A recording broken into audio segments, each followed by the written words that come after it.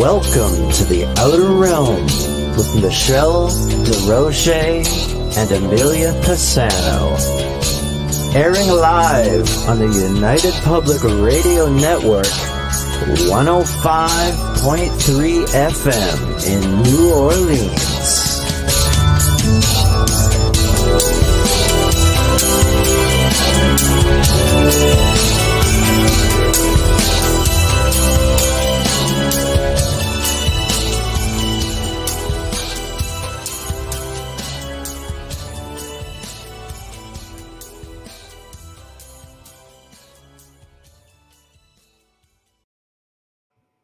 Good evening, everyone. Welcome to the Wednesday night segment of the Outer Realm. We're broadcasting live right here in the United Public Radio Network and UFO Paranormal Radio Network 105.3 FM from beautiful New Orleans. We are fully sponsored by the amazing people over at Folgers Coffee who have been a part of our journey since the very beginning. So thank you, Folgers. We appreciate you so much. Also, big thank you to Justin Snicker, Dr. Snick, aka the Sonic Surgeon, for his contribution of his time and music for our intro and outro. He's an award-winning composer of Halloween horror, sci-fi, and dark wave electronic music, which can be found basically anywhere that good music can be found. So thank you, Justin. Also, big thank you to Steve McGinnis for our incredible banners and our artwork. We appreciate you so very much, and we really appreciate your creativity. Let me tell you that. Now, tonight, we welcome for the very first time Dan Baldwin and George Sewell. I hope I said that right. And they're going to be discussing the Lindsey Higgins. I like to call it more of a contact story as opposed to an abduction story. I'm sure her story has been featured on Haunted on Netflix, and there's just a whole lot more to it, which makes it really that much more fascinating. But in order to partake in the show this evening, please head on over to usual sites, but I do like to go through them just in case we have somebody who's new. So on YouTube, we have The Outer Realm, we have UFO Gods Extraterrestrials, we've got UFO Paranormal Radio. Then we head over to Facebook, Joe Montaldo, UFO Undercover, News on the Flip Side. Of course, UFO Paranormal Radio, United Public Radio, Canada's Most Haunted, and of course, The Outer Realm. So that's how you will be able to interact with our guests and Amelia and I tonight. So welcome, everybody. I can breathe. Oh, good. I know. So we've got, thank you very much for sharing. And thank you, Ken, Janie, Adriana, Tamara. I like it. So Facebook user who shared to the Rift. Thank you. Can you give us a name? Howie maybe. Yeah. Is it Howie? I know. What's up, Howie? So he would have been on with his own unless he deactivated. My daughter deactivates her account several times. Hi, April. Several times through the year. And people, Howie. People think that she's unfriended them or blocked them. Like, no, she shuts it down. You'll find her on Instagram. That age group is not on Facebook. No, this is true. Yeah, they're on Instagram. They're not really on Facebook. I know. So it's you're so mysterious, Howie. You're so mysterious. I know. But, yeah, so if you're looking for my daughter, I'm just letting you know. She's on Insta. But yeah. But I am really looking forward to the show. Hey, Wayne. Really? Oh, I had a problem logging in. Sorry to hear that. Me? Always nice to see you, Howie. Always know. Yeah. We know where to find you. Go check Howie out on the Rift Network and see a whole other bunch of great shows along the same line. So I'm sending this off right now. And tomorrow we're having a great Q&A. Hi, Jonathan. I just remembered because he commented. Table type of thing. Yeah, be really fun. So bring your questions to the chat room tomorrow night. We're going to be covering a lot. We are. So tonight I'm just going to send this off this link if you want to just. Yeah, absolutely. And we've got two guests to introduce tonight. We have Dan Baldwin, who is an award-winning author of more than 50 books writer, co-writer, and ghostwriter, certified clinical hypnotherapist, and expert pendulum dowser, in which he used for over 15 years. I believe he's still doing this to find missing persons. Mhm. George Sewell has an undergraduate degree in speech and journalism, Master of Arts degree in drama and communications, and he's also an award-winning playwright, retired counselor, and licensed prevention professional. He is also an author of several books, including the novel The Chrismere. So please welcome to the show, Dan Baldwin and George Sewell. I am tongue-tied today. We're just sort of going at the same pace. Okay. Yeah, it's like it's Wednesday. It feels like Friday. Yeah. George is in the green room, so now we're just waiting. God, and Folgers is the best. Yes, Michael Kennedy. Yes, we'll put that right up there because they are our sponsor. Folgers is the best. Yes, I'm almost going to have to go in and do some stuff. Get our Folgers Q&A stuff back up. Loved you on Halloween. Oh, thank you. True Ghost Stories. Oh, that's where I live. Supernatural Wednesday. I love it. Yes, Halloween night, I was on the Horsefly Chronicles, which is another show here on the network on Monday evenings. Yeah. And, I know. So I thought, I'm home. Yes, I can do this. Let's just do it and have a little bit of fun. And it was a lot of fun. So that was good. I had a hell of a migraine on Monday. I know.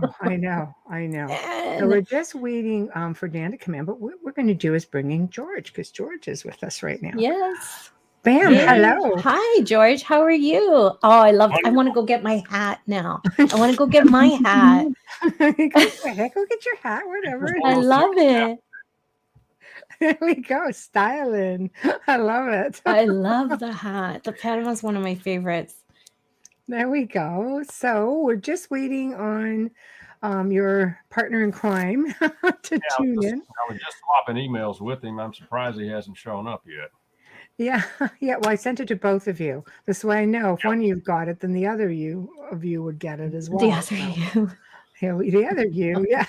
It's one of those. Oh, no. I was just going to say, it's been one of those days. And I'm just popping the guests right out of the chat room. Gosh, is it ever? I know. So really been looking forward to this show, and our listeners love anything to do with, the paranormal or spirit communication or alien abductions, contact, that sort of thing. I tend to always lean more to contact. I just find the word abduction so intrusive, and in some cases it applies. Right. So. I prefer the to use another word other than abduction. That has such an automatic negative, almost criminal intent to it. And certainly in Lindsey's case, it turned out that that was not the proper word to be used. Oh, good. Oh, we're glad we got that on there. Yeah, I mean, you have words like contactee and experiencers, and I think it just varies for so many people. Yes. Abductee just carries such a stigma with it, It really fits with the Fourth Kind film. I'm just saying, like, abductee sounds like something from that movie. Okay. It does instill fear. I'll give it to you. Yeah. It does have that stigma when they come, like creeping into your room at night. It's just like, okay, that might be sort of abductee, stalker like behavior. Might want to call people volunteers if they don't have an issue with it. Right. Oh, here is Dan. All right. Oh, can you hear me? Hi. I need my hat.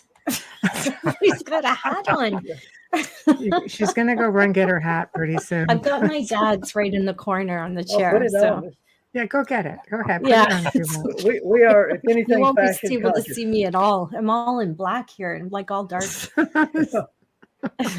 Well, welcome. Let's see if we can brighten things up. Oh, there we go. Okay. Sure, I've got it. One time I had it on. Look dashing. That's very Yellowstone. There we go. That was not cool. It's very Yellowstone that way. I like that. Yeah, that's right. Yes. The right way and the wrong way. Yeah. So there we go. Very stylish. Love it. That's the only thing I don't own is a cowboy hat, but I want one made for my head. I want to go in person and have it made. I don't Come want down to to. Tombstone. I'll show you where to go. That's what I need to do. Thank you. I do need that. I Yeah, want tell that people whole experience. down here, this isn't fashion; it's survival gear. Yep. Oh. It's culture. Yeah. It's culture. It's like the fedoras and the Italians. Yeah. It's very cultural. Yeah. Well, gentlemen, welcome to the Outer Realm and all of our millions of listeners. Welcome to all of you guys tuning in as well. I was just saying a few minutes ago before we popped in with George that our listeners love this sort of stuff. They love to hear about extraterrestrial experiences, whether we go contact, experience, abduction, they love the paranormal. So to have a situation that sort of has everything balled up into one story is pretty exceptional. So where I'd like to start is pretty much how did you guys start working together? Let's talk about you guys first, and then we can talk about how you came into, taking care of this investigation. Okay. Well, let me start off with let's go. We're in a real time machine here. This goes back to about 1975. Okay. George and I did not know each other, but we worked for the same. I don't want to say underground newspaper, but that type of newspaper, alternative newspaper. Okay. And yeah, we wrote columns and features and things like that. And the editor, I was looking for something to do, and the editor said, "Well, one of my writers, George Sewell, is forming this film group called the Scotch and Cinema Society." He says, they watch old movies and drink scotch. And I said, Nice. all right. All right. Yeah. Give me his number. I'm down. Okay. So, anyway, I called George up, met at his house, a week or so later, whenever had the initial meeting. And we've been, I don't know, we had super glue on the elbow or something. We've been stuck together ever since. Good. George is like, yep. Okay. So you have a long history together. So you've done a lot of, obviously, I'm sure this investigation was not your first together because you just worked together. You've co-written this book together. And how did Lindsey Higgins' story come to you? Because spirit communication, extraterrestrial, contact, those are two really, like, I know you're going to join it together, but for the most part, people don't realize how connected they really are. True. And first off, Dan's in Arizona. I'm in Northwest Louisiana. Back when we first met, Dan was living in Shreveport. So we've been continuing to work together, even though physically apart for all these many years. Wow. Fantastic. As far as how we got into the situation with Lindsey Higgins, Lindsey Higgins is a woman who lives in Shreveport, Louisiana. And Lindsey has had encounters with what we would call extraterrestrials all her life, as well as other paranormal manifestations and experiences. And this was the kind of thing that she could not discuss with her family or with anybody else. So many people, as you know, who've had encounters or experiences. Who do you talk to? And there really was no one for Lindsey. So she had to sit on this for, some 40 years. And she finally reached a point where I can't do this anymore. I got to get this out. I mean, the pressure that she was having to use to keep this in, she just reached a point of, I've got to get it out. And then she happened to listen to a podcast that talked about a Los Angeles production company that was looking for people who had lifelong paranormal experiences for a possible series on Netflix. Right. And Lindsey said, okay, that's how I'm going to do it. So she kind of wrote up her story, sent it out to the production company. 14 hours later, she gets a call from them to set up a formal interview. They have a formal interview via Skype. And the next day, she's given the word, we're using your story. And as part of that process, they asked her, did she know anybody else in the Shreveport, Bossier City area who had similar experiences or knew about these type things? And that's when she asked friend of hers who was acquainted with some of her experiences. Did her friend know of anybody or could recommend somebody? And her friend was also someone acquainted with me. Mm-hmm. And she said, you need to call George Sewell. Here's his number. He knows something about these things. Right. And so I got an out of the blue phone call one night from, hello, is this George Sewell? Yes. Oh, this is Lindsey. Maybe. Oh. Yeah. Yeah. So-and-so said I could call you and we could talk about things. And, what can we talk about? And so for 2 hours, I got to hear Lindsey's story beginning when she was about 2.5 years old up until the present. And what I was able to do was, the reason her friend referred her to me is back in the late 80s and early 1990s, I was the assistant state director in Louisiana for the Mutual UFO Network. And I had an opportunity to visit with a number of folks who had had various encounters. Dan at that time would often accompany me when we would go visit a family and listen to their story. They weren't really looking for anything hard and fast. They wanted somebody just to listen and understand. And so I had many of these encounters that I had heard and Dan had heard. And pretty much everything Lindsey described to me in that telephone call, I could say, Lindsey, I've heard this before from other people, other time, and other locations. And that was a great relief to her. Right. And I can only imagine. Subsequently, the production company contacted me. They wanted me to be a part of that episode. And so the first time I met Lindsey was on location in Pasadena, California for the shooting of this episode for Netflix series Haunted, their first season. And it was episode 5.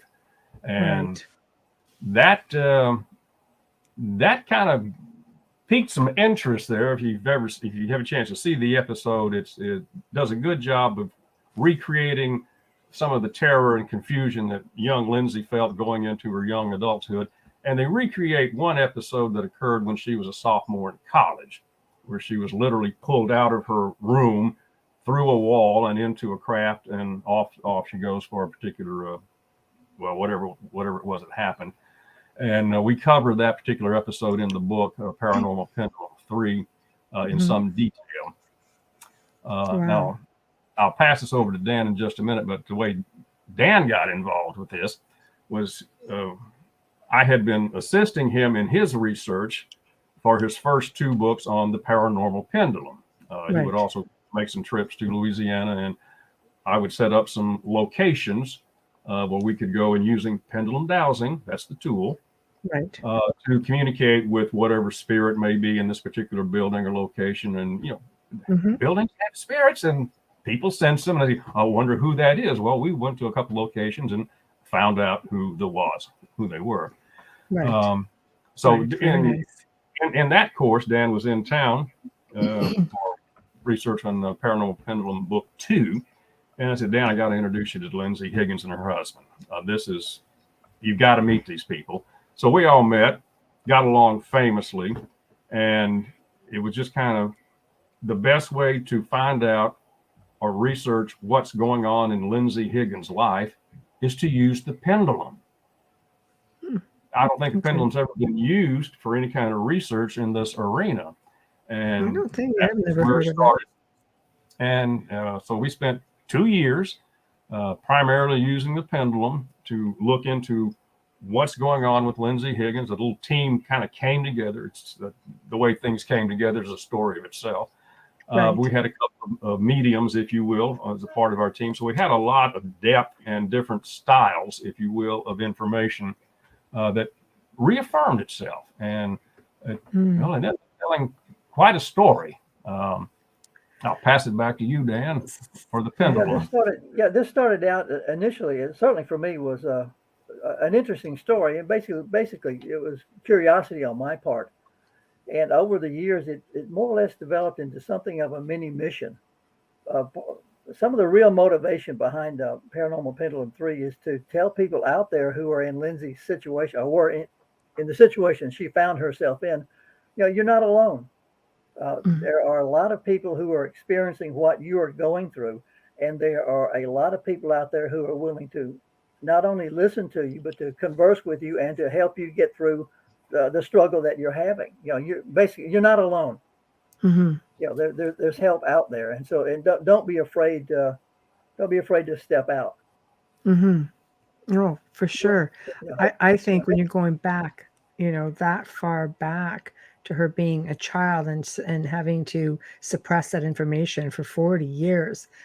I mean, I grew up around that same era because, I'm just doing the math. It's just the things you talked about. Those like family secrets. And even then, Exactly. Yeah. Yeah. Back then, you turn yourself into the crazy uncle they lock up in the attic, Yeah, or put on the porch with a cocktail. Yeah, exactly. That's what we do in my family. Not a bad way, I sit on the porch a lot. Yeah. Yeah, it's interesting though that I believe it's tomorrow. A report goes to Congress about the UFO sightings within the last year. Mm-hmm. And correct me if I'm wrong, but apparently they investigated only 300, but out of the only 300 they investigated, 150 are unexplained. As soon as it comes back unexplained, you're onto something. Yeah.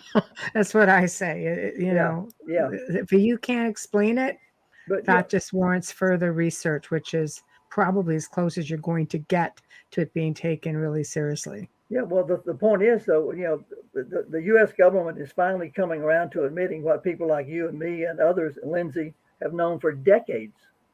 Right. Yeah. I mean, it's sort of a slap in the face to people who've had, these experiences to be told it doesn't exist. And then, you've been mocked and in some cases careers ruined because of the belief in the UFO. Then all of a sudden, the switch is flipped. Hey, it's okay. Right. Think about all those poor people since say 1947. Crazy. Now we'll listen to your story. Now we actually want to hear it. Yeah. So I don't know. I get really leery when you mix, government and military and with certain unusual things. We're not very curious about that route.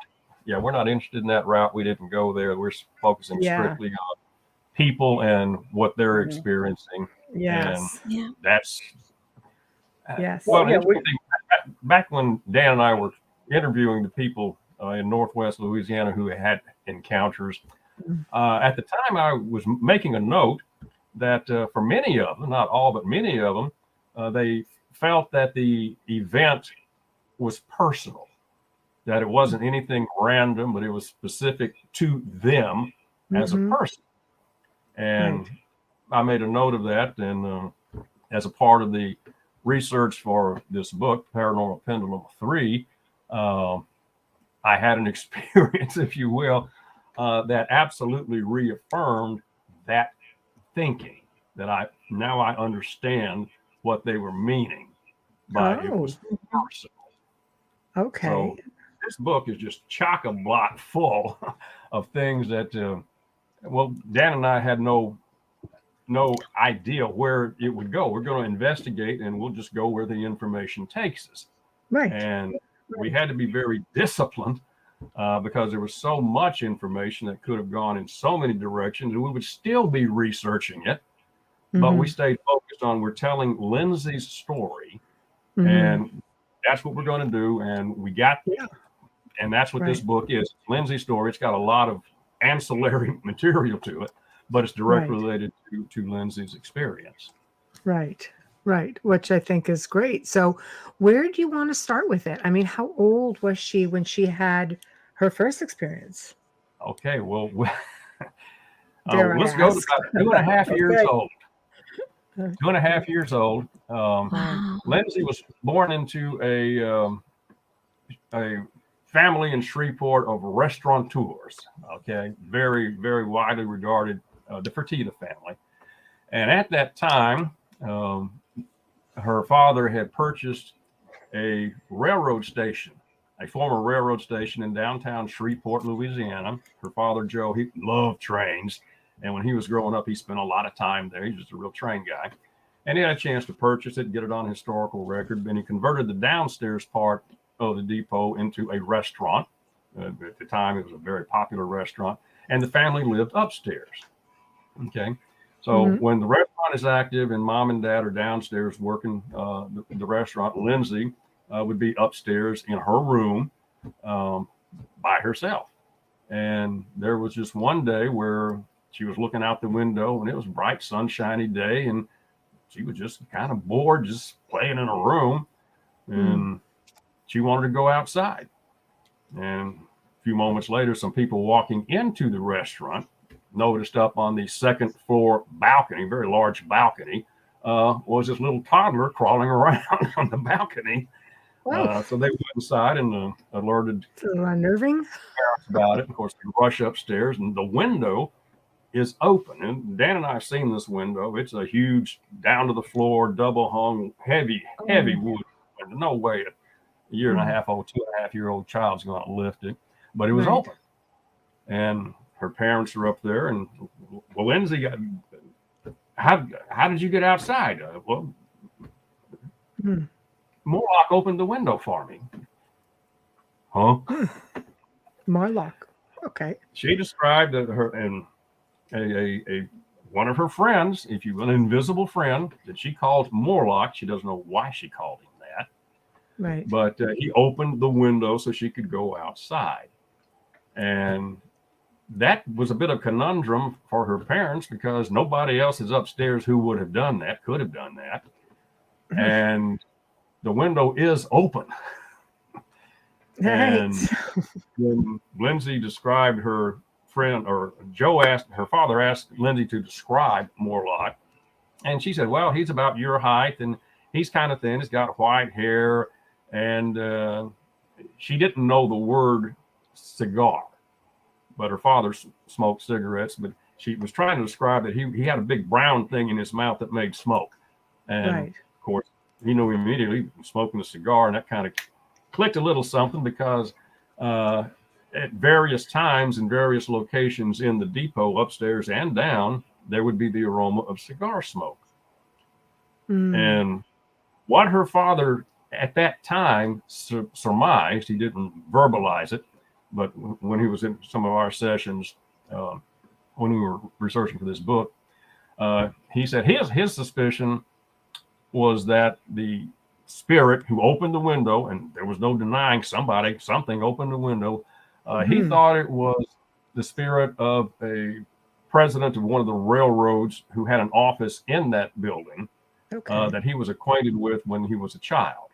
And his description matched exactly what Lindsey described. And he, of course, smoked cigars constantly. And it turned out that Dan and I did a little pendulum dowsing detective work, and we were led to that conclusion that we did identify that the spirit of Pete Couch was his name, was in fact the spirit who was asked to kind of keep an eye on young Lindsey when she's by herself. And he also demonstrated very clearly that when you're on that side, you can manipulate physical objects. Oh, yes. They can. Yes, I agree. Yeah. That's the earliest event. That's the earliest event that Lindsey remembers, and it's a memory. Okay, it's not something she's been told or whatnot. No, she remembers that happening. So that's kind of the earliest that I'm aware that she has. Okay. Wow. So that's interesting to be so young and to actually remember that sort of thing.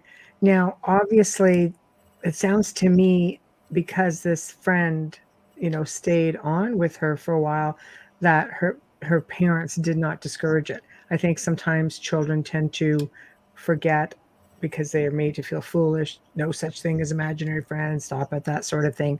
Was it encouraged? Did she feel like she could keep talking about this, like as she started growing up from 1.5 years, 3, 5? Did her experiences continue with this being? From what I understand, again, because of the fact that the window is open, somebody opened the window. So they know, right? Yes. Upstairs do that. Yes. And Lindsey could not have done it. No. Right. There had to be something to cause that to happen. Right. And I wouldn't say that they discouraged Lindsey or encouraged. I think it was something we're not going to talk about this. It was like a non-event. Yeah. It was interesting later on when we were doing sessions with some of her family, and they more or less, after doing several sessions with me and George and some of the others, the family members began to come around saying, okay, yeah, there really is something to what's going on here, and we don't have to look away anymore. It was an interesting transition to watch. Right. Well, especially, when you guys start coming into the picture as well, I think at that point there's a degree of validation. Somebody believes that this is a thing. I think that's a really big thing in people that through the years that I've dealt with as well. Nobody wants to be that guy and talk about anything because they feel like they're not going to believe. And I think half of the battle is knowing that somebody believes you. Yeah, it was interesting. You watch people go from, I don't believe to. Right. Now listen, Mr. Spirit, I want to ask you a question. Right. And they go from this to actually conversing with the spirit. Right. It's real interesting to watch that transformation go. Oh, I can imagine. Yeah. So, okay. So where does she start getting into, like, where does it pick up from that point? She's got this experience with her friends, a spirit individual. They know who this is, so nobody seems to be overly alarmed with it. Where does it go from there? Where does the extraterrestrial start coming in? Yeah, let me jump in and then let George kind of take it because he's anywhere you want to take it. They're almost neighbors, but Lindsey had experiences later on in life. She lived out in the southern part of Shreveport, Louisiana, on a bayou, and they lived in a trailer that was on a hill, so it was elevated. She would look out the window and see people walking by. Now that was interesting because of the height of her window. Someone would have to be walking by on a ladder or either floating by because of the height. But she was definitely seeing people out there.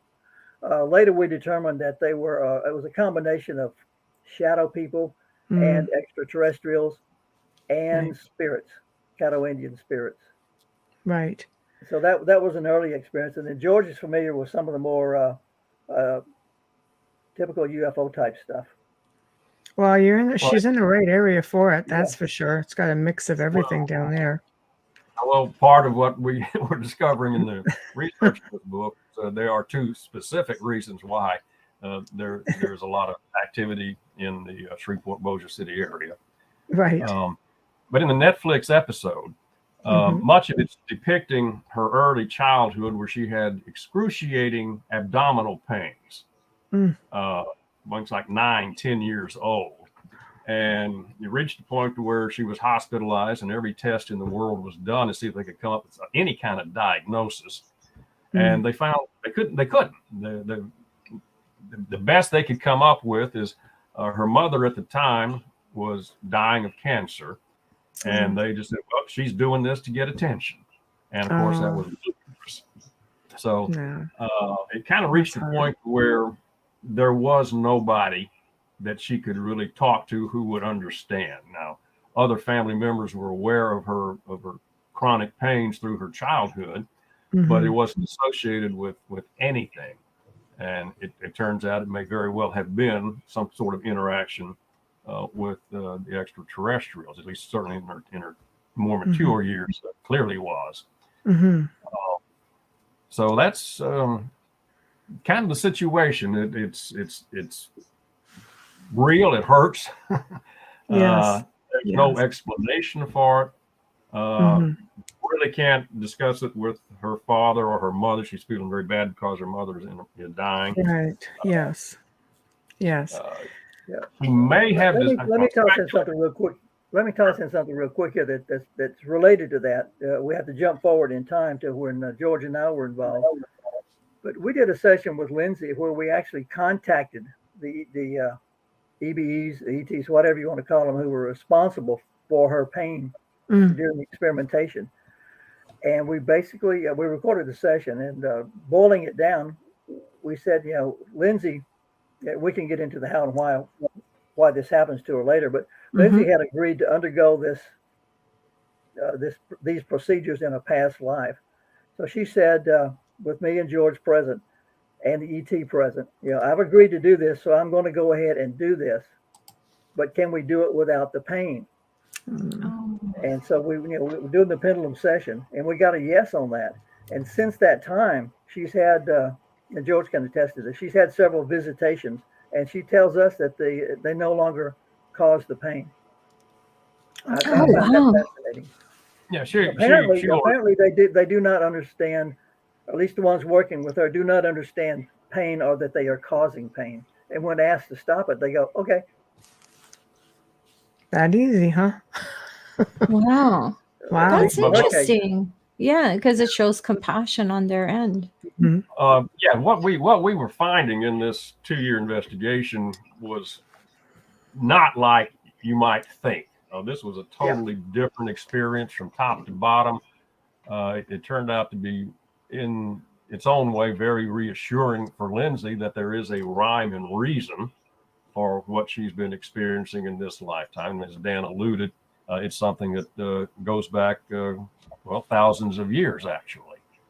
In fact, the beginning of this experience, we were in pendulum conversation, and also our mediums were in awareness with the entity we called ET. Said we could call him ET, and this was the extraterrestrial who was, I guess is the best way to say, he was kind of managing Project Lindsey. Okay, interesting.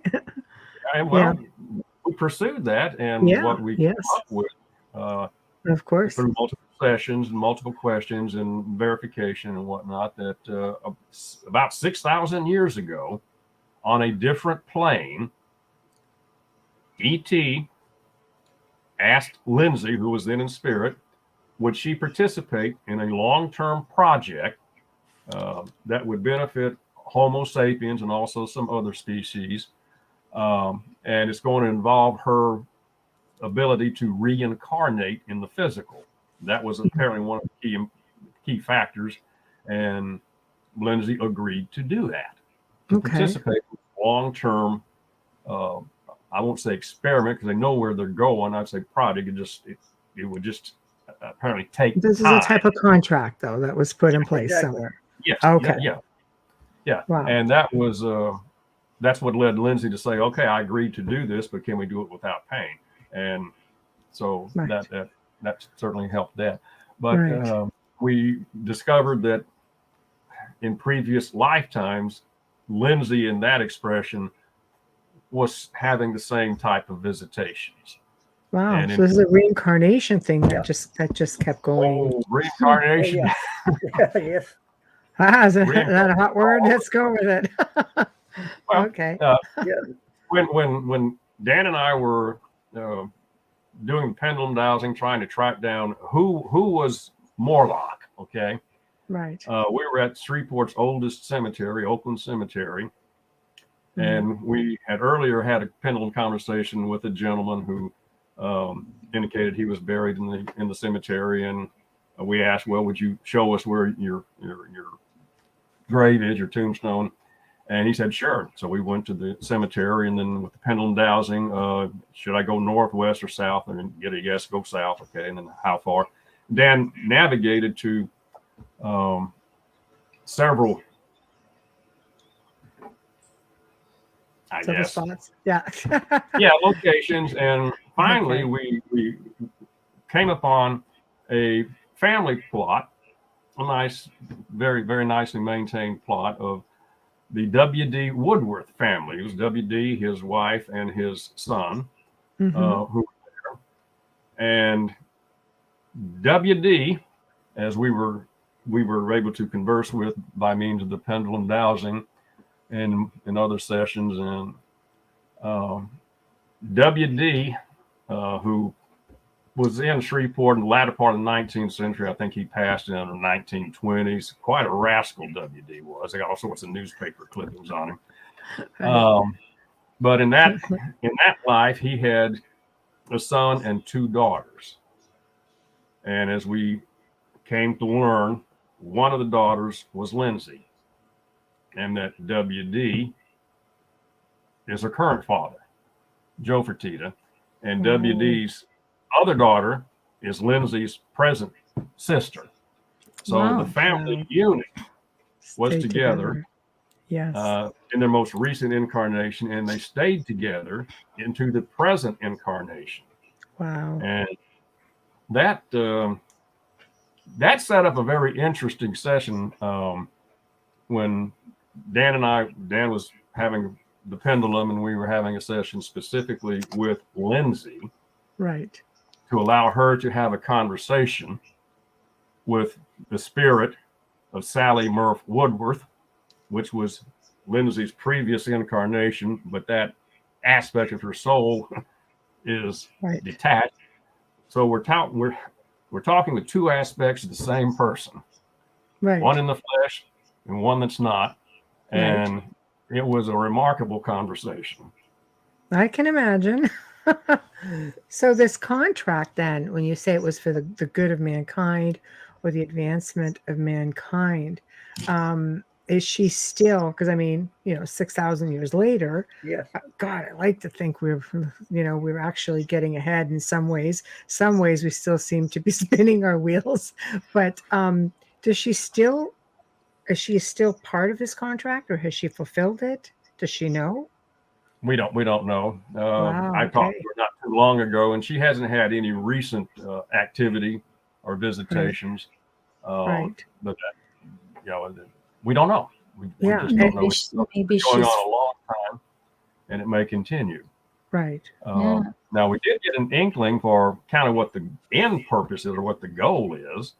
Okay. And that was what as the best we can tell from our information, is that Homo sapiens are going to have an average lifespan of about 150, maybe up to 200 years. Wow. Okay.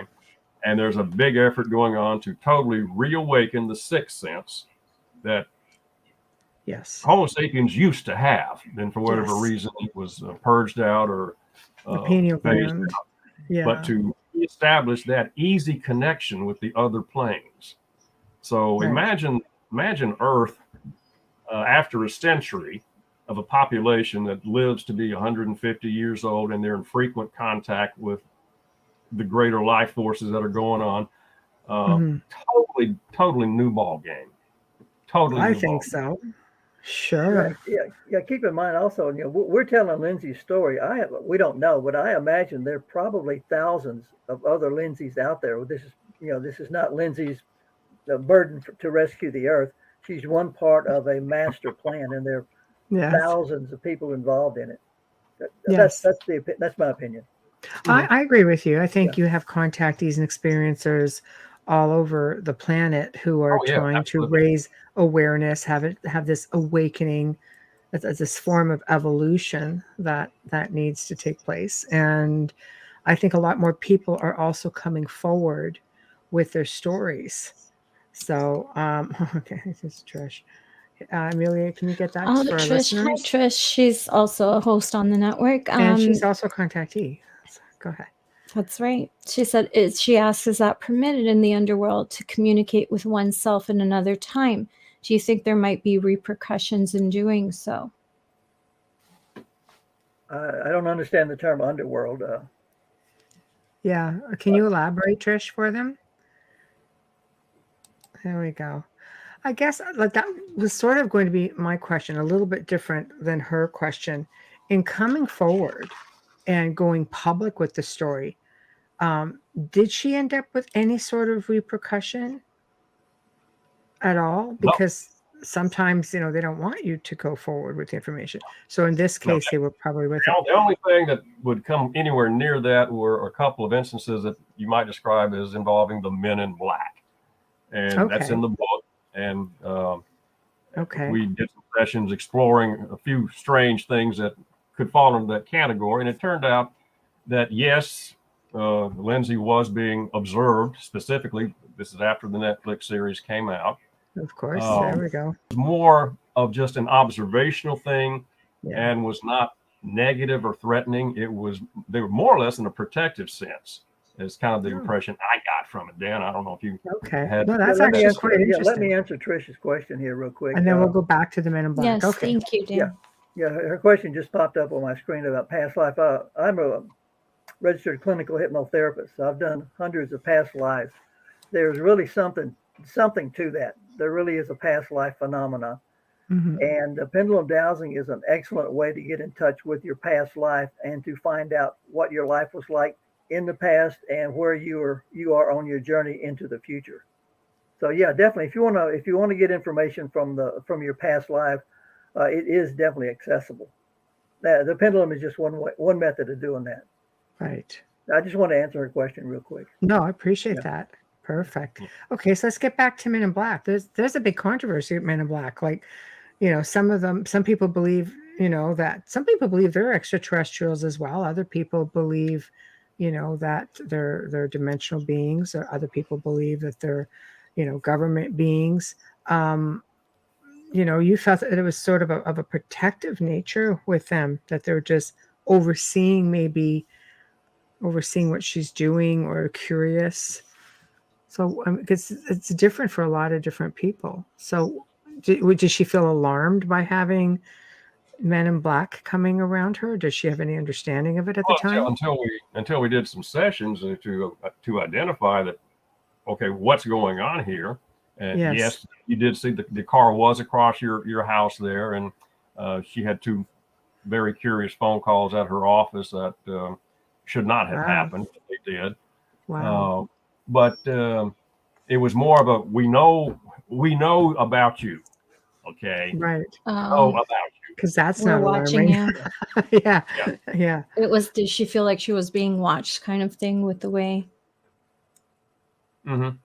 Yeah. But we did go in a little more depth with it, and did not receive any information that there was anything negative about it or anything to be worried about. That it was more of a protective awareness. She was protected. 6,000 years. She's definitely protected. Yeah. So how about your family? Did you guys attract any attention, being that you were helping her? Okay, I want in. You can't just give me one of those reactions and not say anything, you guys. Come on. You're only amongst a few million of your closest friends. Listen, all right. Your head isn't that big, Dan. You can't. I can't have that easily. Anything that you can talk about or that you can share with us, because people want to know who get involved with, or they find out their friends are being abducted. Like, my goal is not to instill fear, because I have so much fear with it. Mm-hmm. Again, one of the purposes of this book is to let people know, you don't have to be afraid to come out and talk. You don't have to be afraid to come out and tell your story to people. Our experience is strictly with Lindsey. We can't speak about positive or negative aspects that have happened to other people. We can only tell what we have reported about in the Lindsey Higgins case. So that there may be cases where Men in Black are hostile. We just haven't encountered that, so we can't report on it.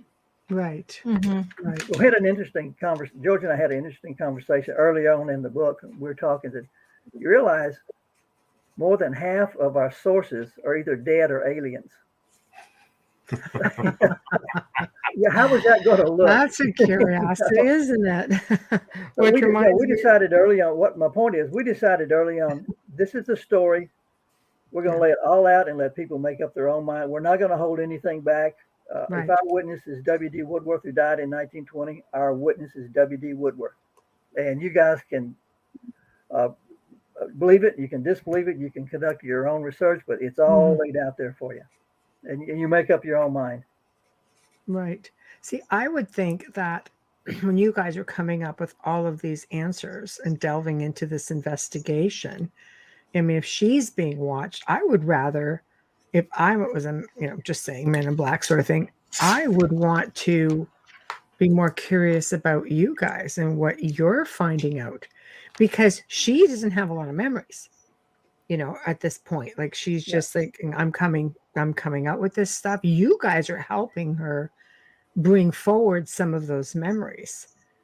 So did you feel that you guys were being, without putting yourselves in any peril, but do you feel like you guys maybe were being observed a little bit, especially, with the curiosity as to your techniques? Yeah, no, we're not only being observed, we're being manipulated. Oh, Jesus. See, there we go. So they were, what do you mean by you were being manipulated? I'm going I'm not talking. I'm just going to laugh. I'm going to intro George here on this one. We were definitely being manipulated from the spirit world. Okay. Okay. When George and I started working on this, I thought it was going to be, I come over to Louisiana, stay with George at his place. We do research. We go here, there, and we do the pendulum thing and all that. And Right. people started popping up left and right. George started, he met an experiential psychic, Colleen Laborde. She found out what we were doing. She wanted to get involved. He met some business people who were very intelligent business people who were very interested, and they kind of came on board and helped us out with some of the research. Good. I was doing a radio interview with a good friend of mine back from the 70s. And after we were talking about one of my pendulum books, and afterwards he said, "Oh, by the way, I'm a pendulum dowser, and my wife is a medium. You think we could tag along with you?" So all of a sudden, in the middle of all this, George and I had this complete team of very experienced people in a very broad area working on this whole project. And it turns out that there's a chapter called the stage manager in the book. And is that kind of like the ship's captain?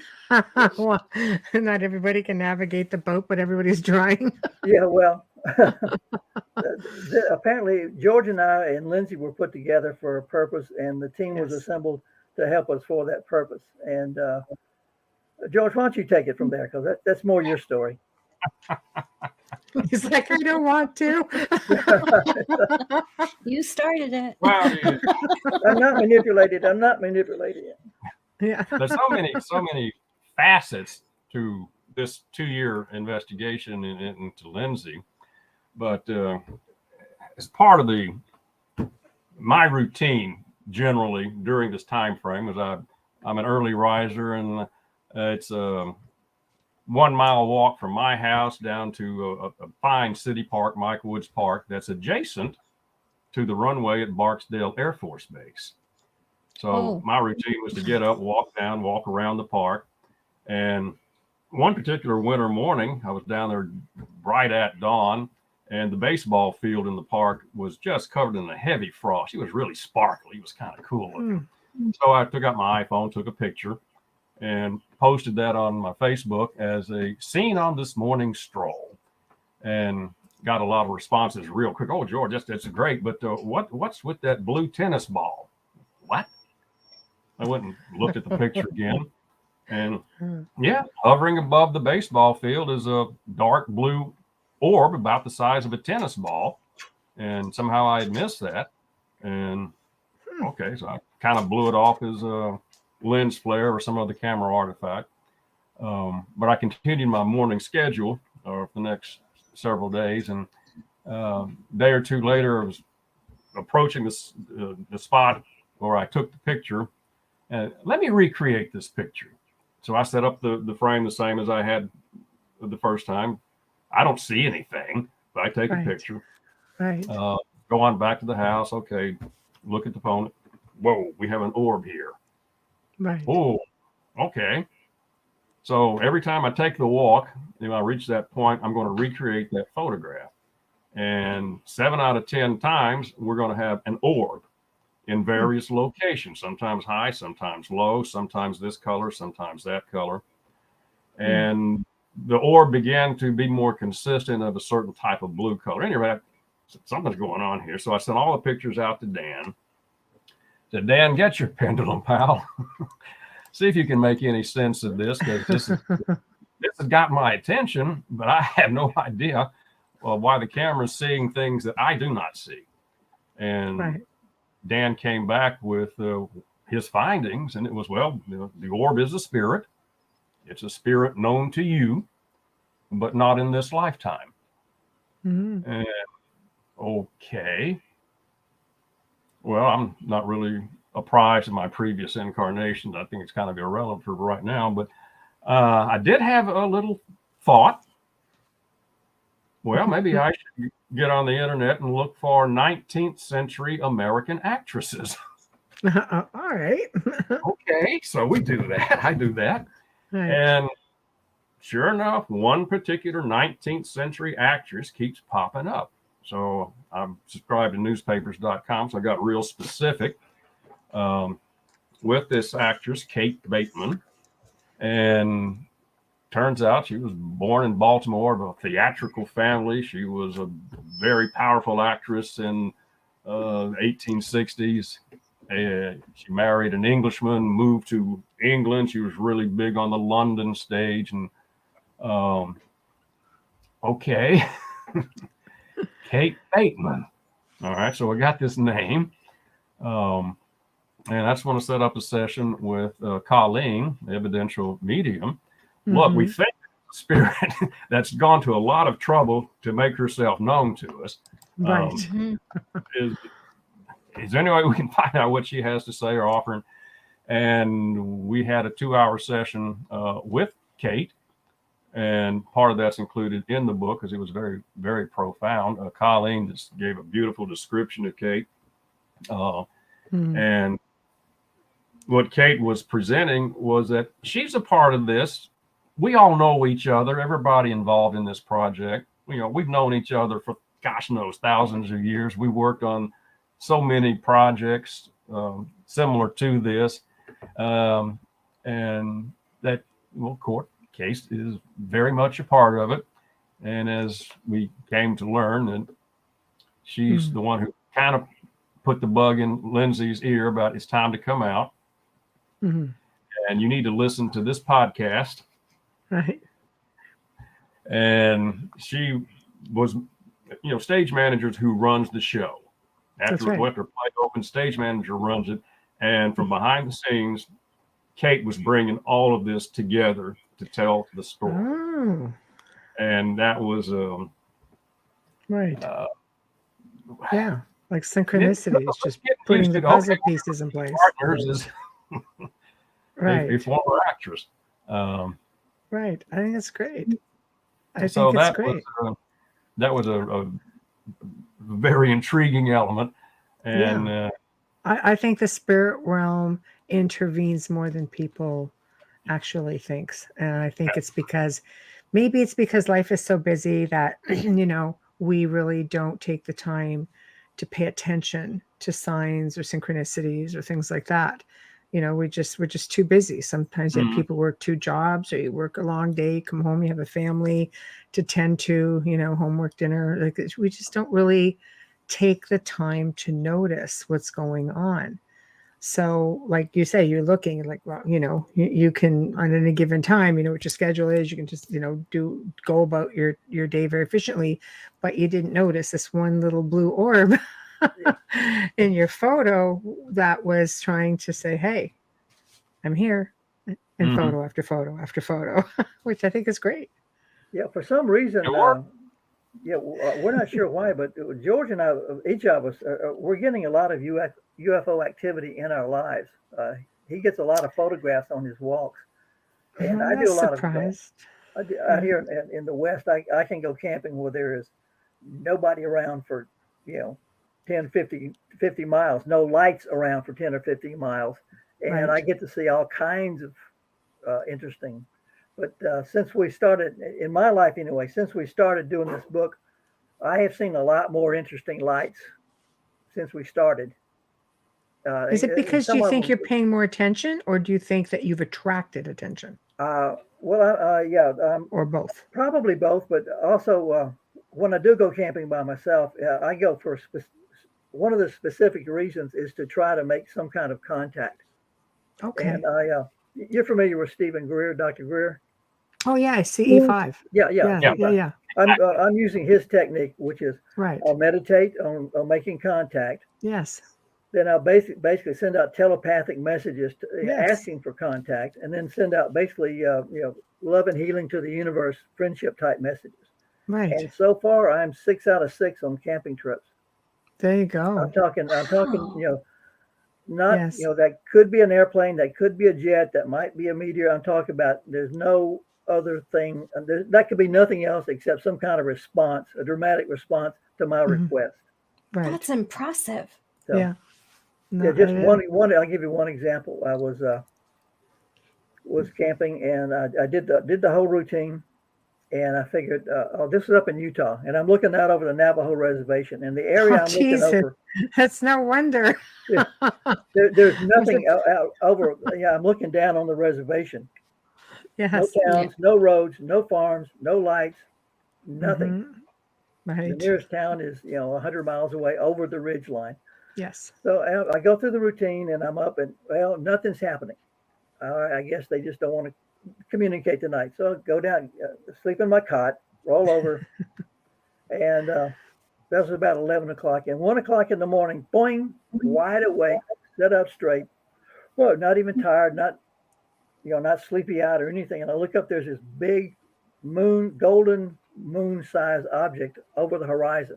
Now the moon had set. It was a full moon that night, but the moon had set before I went to bed. Right. So hovering over the horizon is a golden globe about the size of the moon. So I'm looking at it, okay, all right. It's still there. Get out of my sleeping bag, put on a little warm clothes, walk around to the side of my truck. It's still there, just hanging there. It's a golden globe. And I say, well, I'm going to take a picture. And it's gone. Wow. But I observed it for, a good minute or so. Mm-hmm. Wow. I'm not at all surprised. I do believe, I haven't gone to the extent of going someplace by myself or meditating, but I have just telepathically put it out. Well, no, it's a good way to do it. Yeah. We just happen to be in an active area. So I just sort of put it out there. And that night there was a huge flash of light that came just blasting through my bedroom window, ricocheted on the ensuite mirror and bounced and went back out.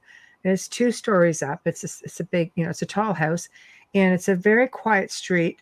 But, I waited around waiting for a car to come through to see if I could get reflections, things like that. Yeah. There was nothing like that. And I think that's where the journey changes, I think, is your willingness to say, okay, I think I'm ready, and putting it out there. I think there are many out there who are just waiting for people to do exactly what you're doing, just to say, I want, I'm ready to meet you. I'm ready to see what it is, what messages you have. And George is like, no. Yeah. George has a really good, George had a great in-town sighting. Yeah, they're going to wait for a long time. You and George are both going to be off going, no. Yeah, it's quite all right. Okay, I think it's great. The CE5 is just taking the whole movement into a different direction. Sure. So, George, yay or nay on experiences yourself? No. Okay. well into the research period, George the skeptic started kicking in. It was just too easy. I mean, all these people just coming together. I mean, Kate popping up, the 2 mediums coming in. What we were learning about ET and the relationship with Lindsey was like nothing we had ever anticipated, but that's where the information was going. I was just really going to have to question, are we in fact in communication with extraterrestrials? Are we in fact getting the truth about what's been happening with Lindsey? Right. So that was kind of where I was going. So I get up bright and early, 7 a.m., December 28th, 2020, go into the living room, open up the blinds, look across the street, and hovering above my neighbor's house is about a 20-foot diameter yellow and orange sphere. Nice. And I'm looking at that sucker. I can see the street light below it. It's got a light pollution bulb in it, so it has a similar yellow orangish type light. Right. I can see the first rays of the soon-to-rise sun in the distance behind the orb. And I notice the circumference of the sphere is not hard. It's kind of like a painter might feather. It's not a hard line. It's got some activity to it. And it was just the damnedest thing. And I'm just observing the heck out of it. Right. soaking it up.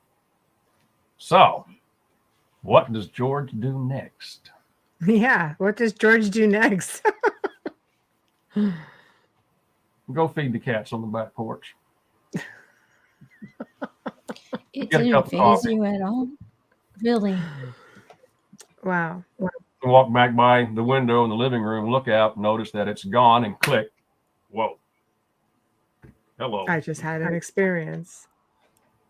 I knew I'd had the experience. What I was being given was a demonstration in the manner of contact and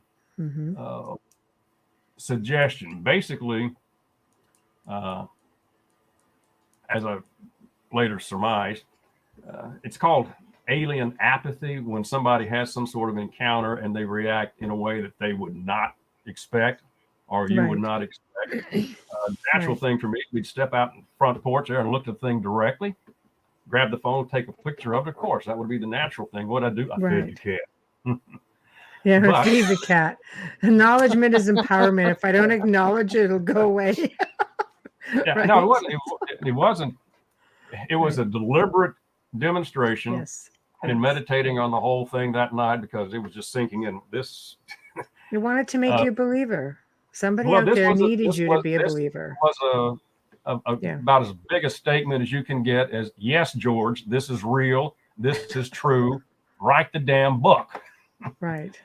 And the phrase that came across for what had occurred was diplomatic reveal. Okay, that's interesting. Those diplomatic are two very proper words to describe what that experience is all about. So after that, fine, let's go. Right. So no missing time or anything like that. You guys just had your experience. Do you feel that you may have been taken at all? Not yet. Not yet. You're willing? Not yet. I think one thing, again, about my experience up in Utah, kind of ties in with George's, that this is maybe it's a personal thing, because I observed the one I observed for a long time, and it didn't disappear until I thought, I'm going to take a picture of it. Right. And that's when it winked out. It didn't fly away. It just winked out completely.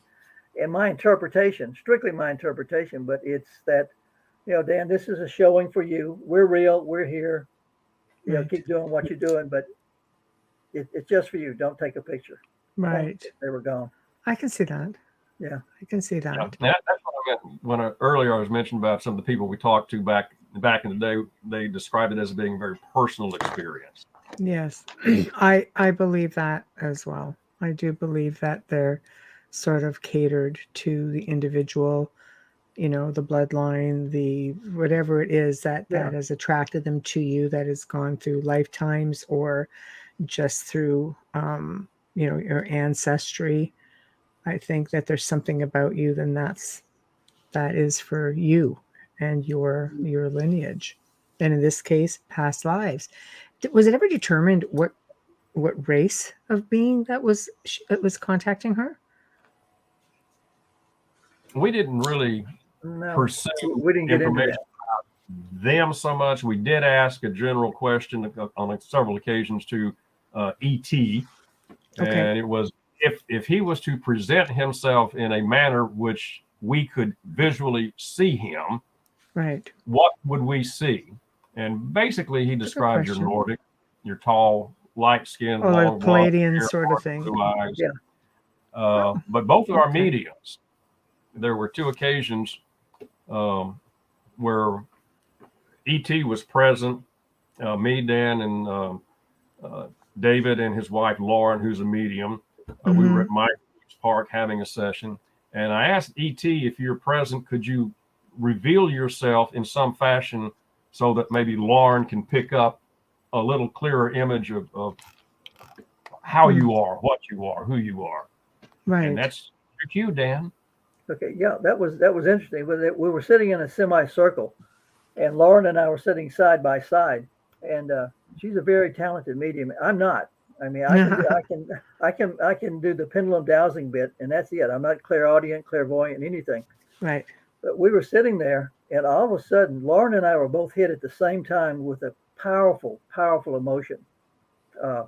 Lauren described it later as mother love, but at the moment, it was just like right into my heart. I mean, in fact, we have a lot of transcripts of the sessions in the book, and in that session, you hear me going, or you read me going, "Oh my God, I'm tearing up." It was that emotion. It was that fast, just like that. And Lauren said she said it was mother love, and she was accurate. It was a strong, overpowering emotional feeling of love that just went whoop, just like that. Yeah, it's a big impact. She associated the color purple with it. Yeah. Interesting. The color purple. So, yeah, when you ask for some kind of showing or confirmation that they're there, it may be in a different form than you're thinking. It may not be the UFO coming down. It may be something entirely different, but still, nonetheless, exactly as real. Right. I'm just going to put up a question and a comment, just so that way we'll be able to move on. There you go, Amelia. Yeah, Trish says there's a simultaneous outdoor Global CE5 event this Saturday. More info on the Global CE5 group page. There you go, guys. We're going to have a pandemic. Everybody's going to be out there having experiences. Different kind of pandemic, yeah. A different kind, yes. Okay. And Tamara says Pandora's box is open. Do you feel more people are coming forward? That's part of what George and I are trying to do with this book. And that's definitely what Lindsey is trying to do. Right. And I'm pleasantly surprised at how well received this book is and how people are very interested in this whole subject matter. I think there's a lot of latent curiosity out there that's starting to percolate. Maybe there's just more people having experiences, and much like Lindsey, they just don't. People don't come forward for many reasons. Maybe they're professionals. Maybe it has something to do with their job or their career, family, religious beliefs. There's so many reasons as to why they don't. But it's one of those experiences that will transform you. I think you just need the right forum or the right platform to do it. And for Lindsey, it was, it was Haunted. I consulted a little bit with that show, and they were looking at doing a second season, and they're very thorough. I like that show. Yeah, they're very thorough in how they put everything together. And again, there's only so much you can put in an hour, because many of these stories can be a mini series just on their own. If you think of the years and all of the efforts that you guys have put in, that just speaks volumes and attributes the fact that, yes, you could probably get hours of a production, and you can only get a little bit. All the good stuff is usually on the cutting room floor, which is the behind the scenes stuff, right? So now Lindsey today, she's not having as many experiences. How does she feel about all of this? Like, is she able to live her life a little happier because now it's like behind her? Or does she anticipate that there'll be more people like her maybe looking to reach out? Lindsey's living a perfectly normal life. Okay. Yes. She and her husband are just as happy as they can be. She does have periodic health issues, but they're not related to ETs or anything like that. When I asked her recently if there's been any visitations, and she said, no, none of late. There were some last year where they would leave some marks, some symbols. That kind of goes along with it, but there was no associated discomfort. But otherwise, I mean, she works full time, and she's very busy with her family, and rocking and rolling. It's my opinion that once she literally started telling her story publicly, and then the book came out, I think her life is probably a lot more normal, because she doesn't have that weight on her shoulders. She's not holding all that stuff in, so she's capable of living a lot more normal life because she has come out. Right.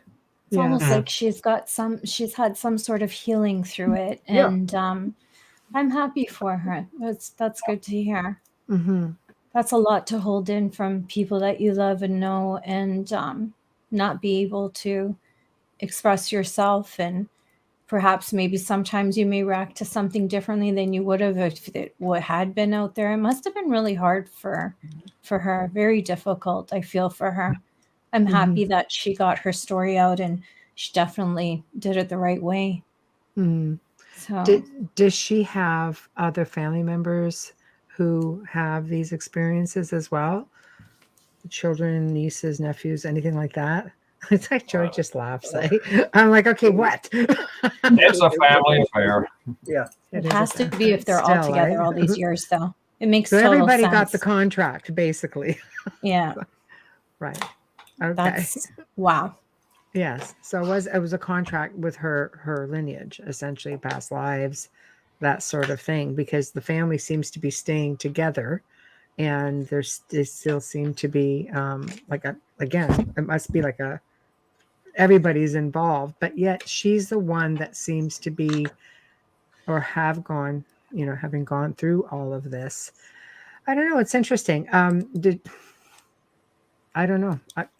I'm sort of tongue tied with it because usually you can come up and say, okay, they don't usually stop unless you've either fulfilled that contract or unless you basically just don't have anything left to offer. Then they just tend to move on to maybe children or grandchildren or things like that, staying within the family lines. What's puzzling me right now is something George and I are facing. Is the basic question. Well, what's next? Right. Yeah, we were directed, and we were supposed to tell the Lindsey story. So I don't think it's gonna stop there. So our question is now, what's the next step? We want to take the next step. We're just waiting for a little nudge.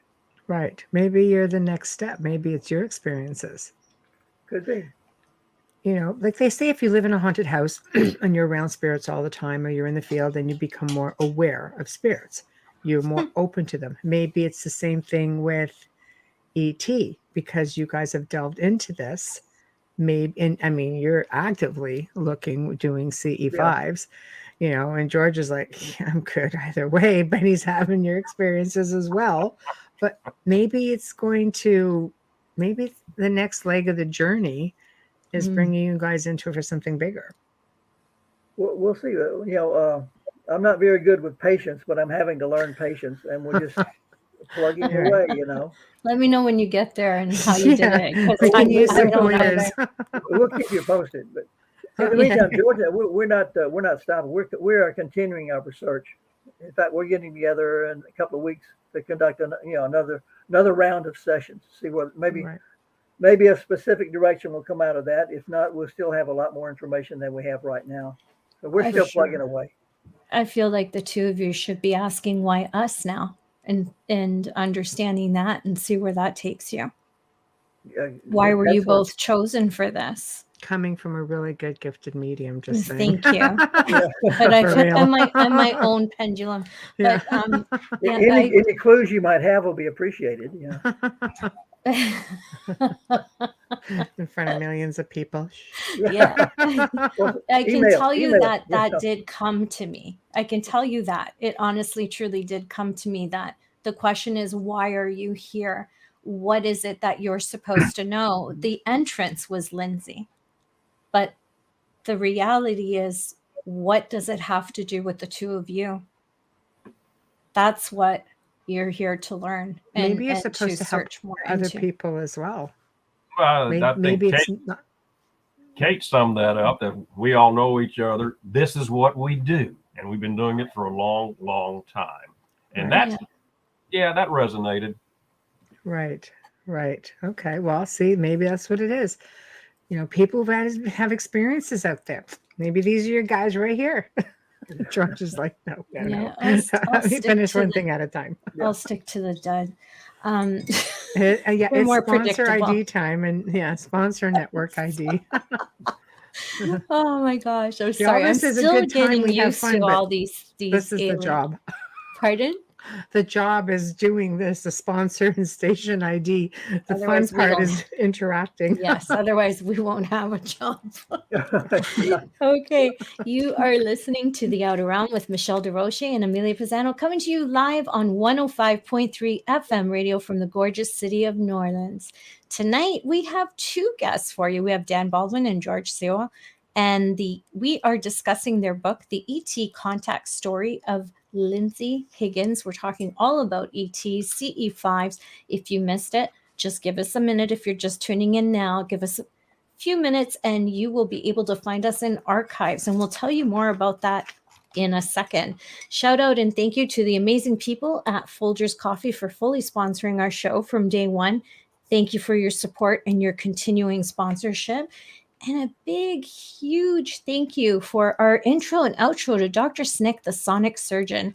Justin Snicker is an award-winning composer and musician. You can find his music on Amazon and Bandcamp, and follow him on Facebook and Instagram. He is dropping clips of his music every day, and you will find out just by going to look for him on these platforms. You'll be I'm losing myself today.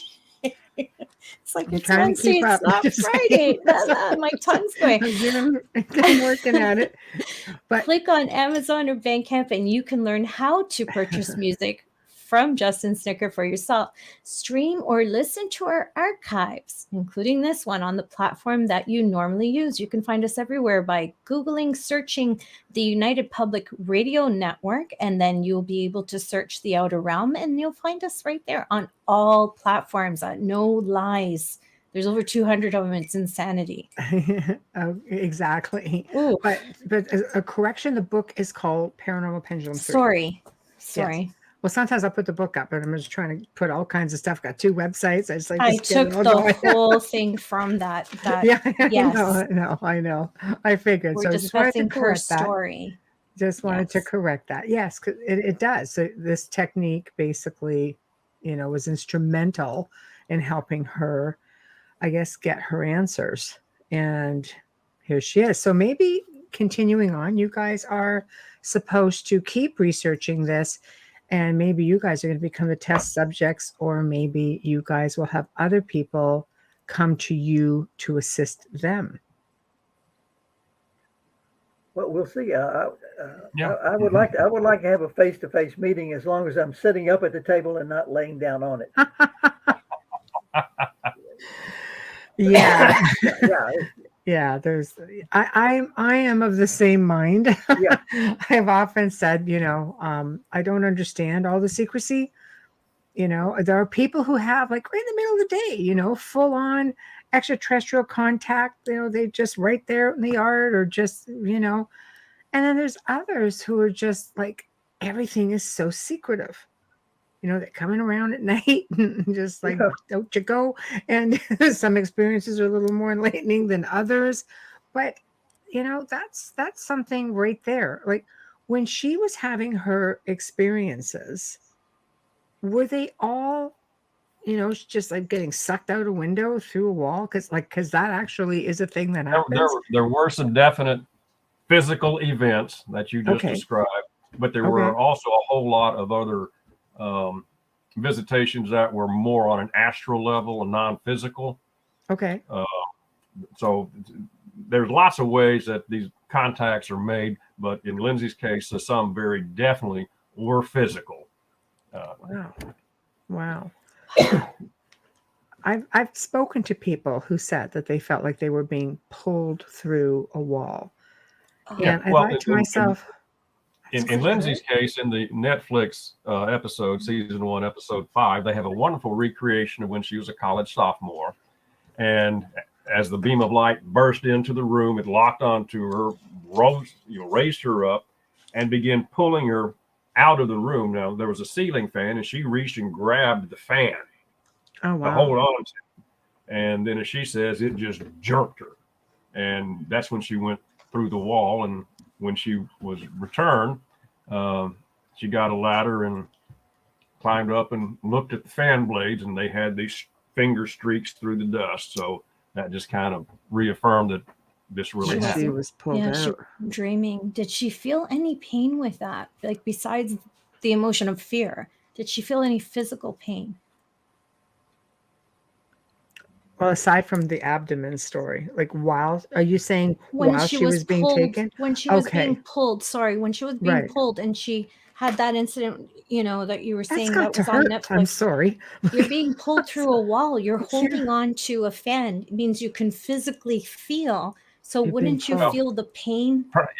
Prior to leaving the room, she was watching the wall dissolve. And she could see the craft behind I've never heard that before. Wow. Really? I have to watch this episode. I've never heard that before. Wow. Well, apparently it's not that rare, according to the mutual friend that she talked to, who was acquainted with me. The friend informed Lindsey when Lindsey was describing that event. So, oh, let me tell you how that ends. And she finished what Lindsey was describing and informed Lindsey that this is a lot more common than people know. Yeah, because people never tell you the wall dissolves. They leave that out. That's huge. That's huge. I'm thinking people are being like pulled through this physical solid. Yeah. Yes. And I'm thinking, what is that doing? I've heard Is there stories where energy people breaking feel they're being pulled along the top of the ceiling and they're knocking the wall because they're being pulled. Yeah. See, that's interesting to me. That is very interesting. I learned something. I didn't know that. Well, this is Lindsey's story, and everything else you've heard from other people, I'm sure, is 100% true. But this is the way it happened to her. And, no, it's amazing. I thank you for that, because no one ever tells us that something is dissolved. They're just discussing about how they get ripped through. They leave out that point that, hey, it's not physical anymore. This is energy now, and I'm being pulled through. I'm not being shredded. Because I always wondered, how do you get through that without any physical pain? How do you not have scars? But thank you so much for telling us, because this is huge to me. Right. Okay. Yeah. This is really big for me. Thank you. I've always tried to understand that. I'm like, how is that possible that you don't remember that? Well, one of the things that's hitting George and me is the fact we're not getting answers. We're getting more questions. Yeah, always. Every question leads us to 10. Every answer leads us to 10 more questions. That's what makes you a researcher, though. Yeah, that's what makes you. That's what makes you both good researchers. Yeah. Again, we could have stopped with Lindsey's abduction experience. That's a full story right there. But, through luck or perseverance or whatever, we kept going and kept studying and kept interviewing, and we got this entirely in-depth, past generations, thousands of years ago, multiple generations story, just because we kept pursuing it. We didn't stop at the obvious stopping point. Right. And a lot of this has come from the extraterrestrial that you believed was sort of like the case manager, the guy in charge. Okay. That's fascinating. So, and they basically just tell you, like he said, I am this extraterrestrial being, and I'm not just a spirit individual. I think this is where you have to be a master at your craft, as I say, with pendulums, because other people really wouldn't have any idea who they were talking to. Well, we had benefit of the mediums. We had benefit of the mediums, and the evidential medium, Colleen Laborde, in a session, asked E.T., can you present yourself to Colleen? Right. And what Colleen came up with was very similar to what Lauren was describing, except Colleen was a little more focused on the individual, and she was describing a highly, highly evolved spirit that did not have to have a form, but could take on a form for whatever purpose. Right. So we're calling him E.T. because that's the context that it was presented to Lindsey. Of course. I don't think everybody's a spirit, regardless of whatever the outer form is. So in that sense, I don't think there really are aliens per se, if you want to look at it from a spirit standpoint. But that's what Colleen perceived with E.T. himself. Right. Yeah. Right. Well, I personally hate the word alien, but I think realistically, many of these, let's say, dimensional, interdimensional beings, are already here. I mean, a lot of our indigenous people believe it. They go into the mountains, or in the oceans, they're underground. They're maybe, we look to the stars, and I'm sure there are many that come from outside the solar system, but how many are actually just leaving the planet and going out and then just returning? But we had an interesting Native American story that involved Lindsey's property. I told you, she, the beings she saw outside the trailer, at least there were some of them were Native American spirits. Well, it turns out, and I know this from having lived there. Right. Back in the 1811, the Caddo Indians, which was a high culture back in Northwest Louisiana, the chief or the shaman receives some kind of message, from above that, you need to leave Northwest Louisiana and you need to move south where Shreveport is right now. You need to go down there about 30 miles because there's going to be something very bad happening and all the water is going to go bad. And you need to be where there's good, clean water. Well, the bad thing was the New Madrid earthquake, which was one of the most severe earthquakes that ever hit the United States. It hit in the southeast, and it actually rolled the waters of the Mississippi backwards. It was that powerful.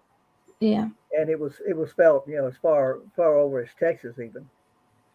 Right. But anyway, all the water in Northwest Louisiana was bad in that part of the country. So the Indians who had listened to whoever from above gave them the warning were down in the Shreveport area where the springs were fresh and they had good, clean water, and they were able to survive the tragedy.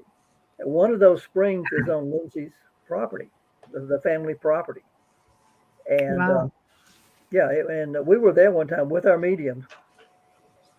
And George and I wanted to do a couple of readings, and our medium said, there's some Indians here. Oh, really? She said, yeah, there's 6 Indians here. So we did a session, and we actually interviewed the Native American spirits. And they were there because they weren't haunting the place, but they respected the land and they were kind of keeping an eye on it, basically. Yeah, guarding it. And so we had Lindsey's dad there. Joe was with us. He owns the property. And we actually had a conversation with the Native American spirits. Said, look, this is the owner of the property. He's going to take care of it. He respects it. Nothing bad's going to happen here. And Joe's going, yes, of course. Yes. And we talked to the spirits and said, you guys can cross over. You don't have to stay here. And so 3 of them actually crossed over. They left this plane. 3 of them decided to stay back. And as we were driving away, we had to walk a little way towards the bayou to get back from the bayou to get back to our cars.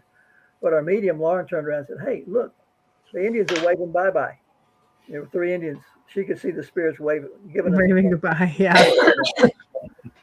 Yeah. I think it's fascinating. I think many of them return. I always say when you have one that doesn't want to leave, it's like you can come back.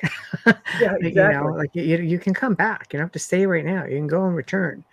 But come back fully ascended and just in visitation and on just no earthly hangups, as I like to call it. But they do tend to guard the land, and though that's the land that's usually, super active with just everything. And I think it's just because indigenous people from around the world, throughout many ancient cultures, and it stays within their oral history, they didn't fear any of these things. They didn't fear those who came from the skies or, their friends from underground kind of thing. There was no fear.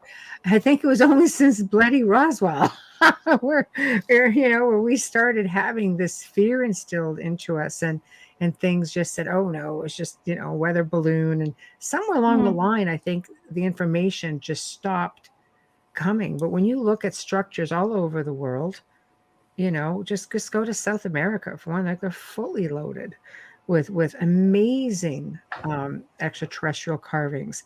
You can go to some of the tombs in Egypt and see spaceships in the hieroglyphs. I don't know. We're not the first kick at the can here. We're not. But for some reason, in the last probably 75 years at least, we seem to be the one generation that has a fear. I think it's because a long time ago when newspapers started and the gentlemen on their soapboxes in town square, that this was what made people want more, and it made money. So they instilled more and more fear. And then eventually the government got involved, and they changed things around, because I don't believe that the information stopped. I just believe that we're not the ones getting it. Well, for sure. For sure. But this is just sometimes. There's a term in journalism called if it bleeds, it leads. Exactly. You promote the bad news. Exactly. You brought up something interesting, though. We have out where I live in Arizona, we have a lot of pictographs. Native American drawings on rock. Yes. And it's interesting when you see people, they'll be like drawings of deer and antelope and turtles and fish and snakes. and then you'll have drawings that look like aliens. That's right. People, yep, they draw what they saw. But you tell people that, they go, well, over here with the animals, that's what they saw. These alien-looking things, well, those were dreams. Yeah, and I go, they're drawing what they saw. That's right. I agree with you. They didn't break the line down the middle of the rock. This is real. This is fantasy. They drew what they saw. That's right. And I think when you talk to the Native American people and other indigenous cultures, that's exactly what they tell you. They'll tell you their oral history, and they embrace that. They embrace it. Things that we all fear. Well, I mean, some things that they fear, like giants and things like that once existed. And people are finding things, and yet you talk to some of the indigenous with oral history. Oh yeah, they were there. Well, yeah. Okay, that's good. Yeah, you talk to the Native Americans out here, yeah. And it's a part of their culture. Of course, yes. Of course, they dance down from the sky, and yes, that's part of our culture. That's not only our culture; it's part of our history. Yes, I agree. Which brings us back to spirit communication, which I think would be a whole other show where we can really delve into your book and your techniques and maybe other stories and things of that nature. So I think maybe we can do another segment if you guys are interested. And yeah, we bring out this little thing here. There we go. I've never used one. I find them fascinating. I've got all kinds of them. I love it. Michelle bought me one. Yes. Yeah, the reason I love it, there's no room for interpretation. It's either yes or no. It's true. And like the one I got you, Amelia, was made from like 400-year-old hemlock from this. Yes, from that house. Yes, I know. It's in my cabinet. Yes. Oh yeah, really old. I just promised I wouldn't use it unless we're together because I can go a little crazy with the other side. But the one question I do have though about pendulums is answering yes or no.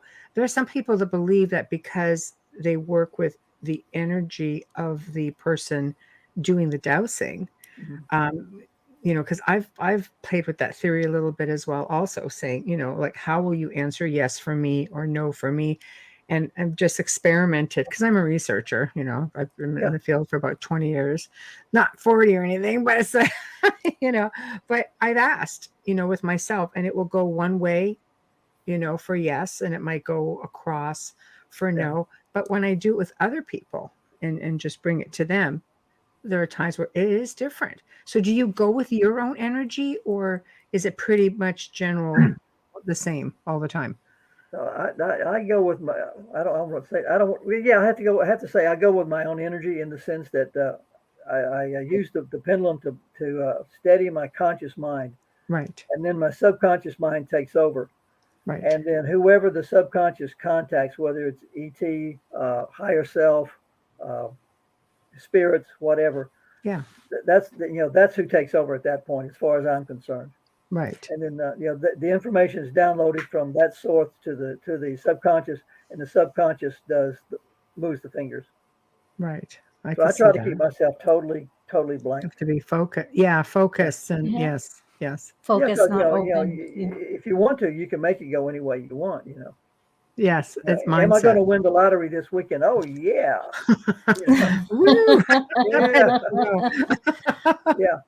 Yeah, I agree. I just have one thing to say. Mad exit from Vegas. Do not play the tables. They'll think you're reading cards, and I have been escorted out. But I just wanted to give you a little backstory on. For me growing up Italian and my mom being from Southern Italy, what they used to do is they would take a string and they would take a ring from the other person and put that on the string and use their ring as a pendulum to answer the questions for them, because they felt like they had a part of their energy leading them as well. That's interesting. So just whether it's true or not, I don't know, but I remember her doing that. This is why I say you have to be a master of your craft. The pendulum is just a rock on a string. Right. Yeah.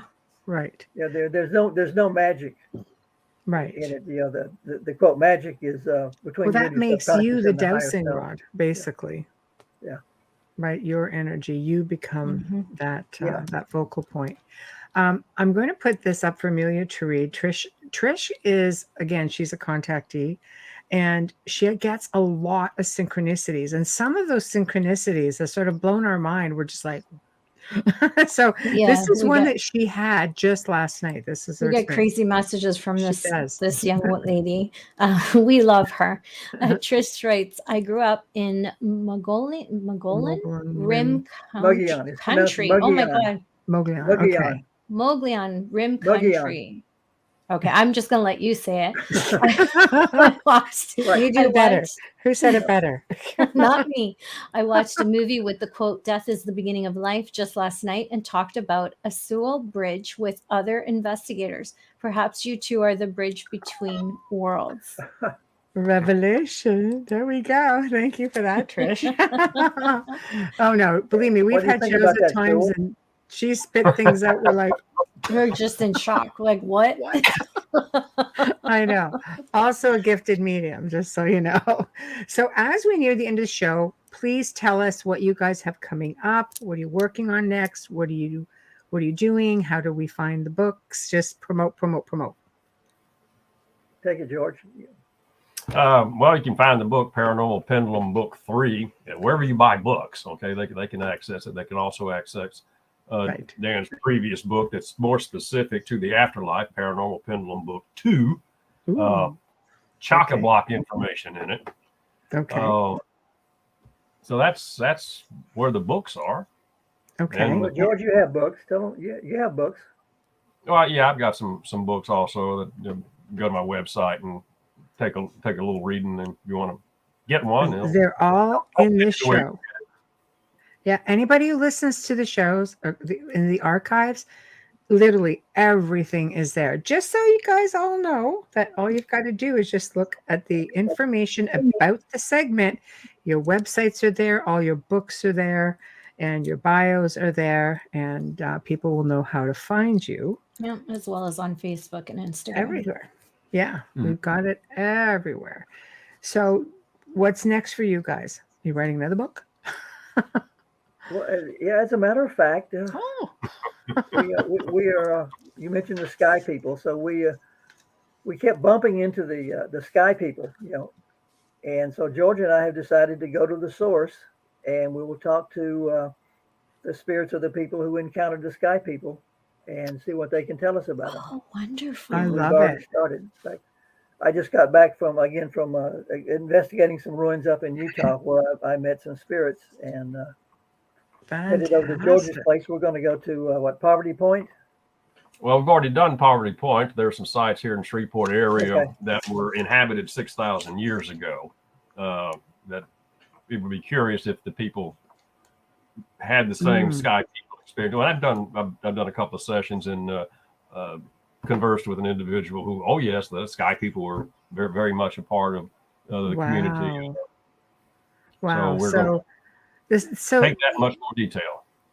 So the spirits really will lead you to the information, even about extraterrestrials, past lives, just everything you always want to know. I'm just segueing into another segment.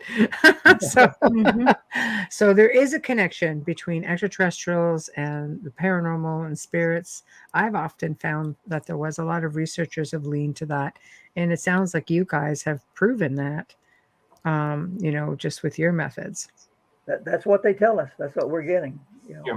George and I aren't making it up. We're reporters, and we're reporting everything that we get, and then we just lay it out there. Right. I love it. Fantastic. Well, thank you so much for joining us. It was just such a pleasure to have you both on. I will email you once we can get off the soundboard, and we'll go over some of those dates that I sent you guys, and let me know what you think, and we'll get you guys settled. I can't wait. Another show. Love it. Thank you so much. I learned so much tonight. Thank you both. Yeah, especially the whole what? I don't have to go through the wall hole. Yay. I'm just curious as to why people fail to mention that. That's all. It's just, they say I get pulled through a wall. I get pulled through the roof. It's like no one's ever told us. It dissipates. There we go. I'm a lot calmer and happier for it. Thank you. We've done our job. Oh my gosh, you guys have done so much. You don't know. You've reached so many people. You're helping so many with those books. Yes. Thank you so much. Yes, and we're looking forward to the next segment. Yes. So thank you very much for joining us. All right, guys. Thank you and good night. We'll good night. I'll wear my hat next time. Well, that was a fantastic segment here in the Outer Realm. We're already done and over with, if you can believe it, sadly. These guys are great. They're just so delightful to have on. And they're books. Check them out. They've got a lot of really good books. You will find them. All you have to do is wherever you're watching the show, I'm pretty sure it all was posted for the live show. So just follow the trail and go check them out. So big thank you to Dan Baldwin and George Sewell for being here tonight. Huge thank you to Folgers Coffee, who have been sponsoring us since the beginning. Big thank you to Dr. Justin Snicker, for your contribution of your voice and your amazing music. Thank you. Thank you. Remember, no matter where you're going, wherever you're watching this, subscribe, like, follow, join, whatever the case may be. If you like it, please show us your support, and we appreciate you for it. If you want to contact us, 2 ways only, guys. outerrealmcontact@gmail.com. That's the email, the outerrealmcontact@gmail.com. If you are on our Facebook page, and if you're not, you should be, just go click on the email link, and that'll take you right to the email. So please just feel free. Tomorrow night, back by popular demand, woohoo, is of course another Q&A roundtable discussion. Get your questions in order. Get into the chat room. You know those. I know, right? Those are fun. Bubbles is ready to go. Yeah, always. But yeah, put it together. We have a couple of topics, just based on emails that we've got, stuff like that. So we'll kind of touch on that a little bit. But it'll definitely be paranormal based as always, and we're always interested in anything that you guys just want to fire at us. So get ready, and in the meantime, have a great evening. Behave yourselves tomorrow, and we'll see you tomorrow night. All of you. Y'all better be back. Good night.